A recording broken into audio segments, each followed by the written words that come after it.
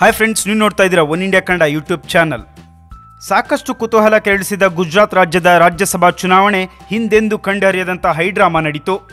ಗುಜರಾತ್ನ ರಾಜ್ಯಸಭಾ ಚುನಾವಣೆಯಲ್ಲಿ ಕಾಂಗ್ರೆಸ್ನ ಅಹಮದ್ ಪಟೇಲ್ ಕೊನೆಗೂ ವಿಜಯಶಾಲಿಯಾಗಿದ್ದಾರೆ. ಈ ವಿಜಯದ ಹಿಂದೆ ಕರ್ನಾಟಕದ ಪವರ್ಫುಲ್ ಮಿನಿಸ್ಟರ್ ಡಿ.ಕೆ. ಶಿವಕುಮಾರ್ ಪಾತ್ರ ಸಾಕಷ್ಟಿದೆ ಅಂತ ಈಗ ರಾಜಕೀಯ ವಲಯದಲ್ಲಿ ದೊಡ್ಡ ಚರ್ಚೆ ಆಗ್ತಾ ಇದೆ. ಅಹಮದ್ ಪಟೇಲ್ ಗೆಲುವಿನ ಬಗ್ಗೆ ಪವರ್ಫುಲ್ ಮಿನಿಸ್ಟರ್ ಡಿ.ಕೆ. ಶಿವಕುಮಾರ್ ಪ್ರತಿಕ್ರಿಯಿಸಿದ್ದು, ಪಕ್ಷದ ಹೈಕಮಾಂಡ್ ನನಗೆ ವಹಿಸಿದ ಕೆಲಸವನ್ನು ನಾನು ಪ್ರಾಮಾಣಿಕವಾಗಿ ಮಾಡಿದ್ದೇನೆ ಎಂದರು. ನಾನು ಮಾಡಿದ ಕೆಲಸಕ್ಕೆ ಕ್ರೆಡಿಟ್ ಬೇಡ, ಚುನಾವಣಾ ಆಯೋಗ ಎಲ್ಲರಿಗೂ ತಕ್ಕ ಪಾಠ ಕಲಿಸಲಿದೆ. ರಾಜಕೀಯ ಸ್ಥಾನಮಾನದ ಕುರಿತು ಕಾಲವೇ ನಿರ್ಣಯ ಮಾಡುತ್ತೆ ಎಂದರು. ಈ ನಡುವೆ ಗುಜರಾತ್ ರಾಜ್ಯಸಭೆ ಚುನಾವಣೆ ಬಳಿಕ ಡಿ.ಕೆ. ಶಿವಕುಮಾರ್ ಅವರಿಗೆ ದೂರವಾಣಿ ಕರೆ ಮಾಡಿ ಅಹಮದ್ ಪಟೇಲ್ ಕೃತಜ್ಞತೆ ಸಲ್ಲಿಸಿದ್ದಾರೆ. ಅಹಮದ್ ಪಟೇಲ್ಗೆ ರಾಜಕೀಯ ಮರುಜೀವ ನೀಡಿದ ಡಿ.ಕೆ.ಶಿಗೂ ಕೂಡ ಬಂಪರ್ ಆಫರ್ ನೀಡಲಿದೆಯಂತೆ ಹೈಕಮಾಂಡ್. ಇದರ ಜೊತೆಗೆ ಮುಂಬರುವ ಗುಜರಾತ್ ವಿಧಾನಸಭಾ ಚುನಾವಣೆಯ ಹೊಣೆಗಾರಿಕೆ ಕೂಡ ನೀಡಲಿದ್ದಾರಂತೆ. ಅಹಮದ್ ಪಟೇಲ್ ಗೆಲುವಿನಲ್ಲಿ ಡಿ.ಕೆ. ಶಿವಕುಮಾರ್ ಪಾತ್ರ ದೊಡ್ಡದು.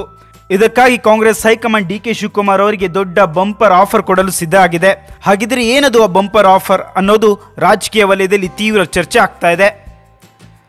ಈ ವಿಡಿಯೋ ಬಗ್ಗೆ ನಿಮಗೆ ಕಮೆಂಟ್ ಮಾಡಬೇಕು ಅಂದ್ರೆ ಕಮೆಂಟ್ ಬಾಕ್ಸ್ನಲ್ಲಿ ಕಮೆಂಟ್ ಮಾಡಿ. ಹಾಗೆ ಈ ವಿಡಿಯೋ ನಿಮಗೆ ಇಷ್ಟ ಆಗಿದ್ರೆ ಶೇರ್ ಮಾಡಿ, ಲೈಕ್ ಮಾಡಿ, ಹಾಗೆ ಸಬ್ಸ್ಕ್ರೈಬ್ ಮಾಡಿ.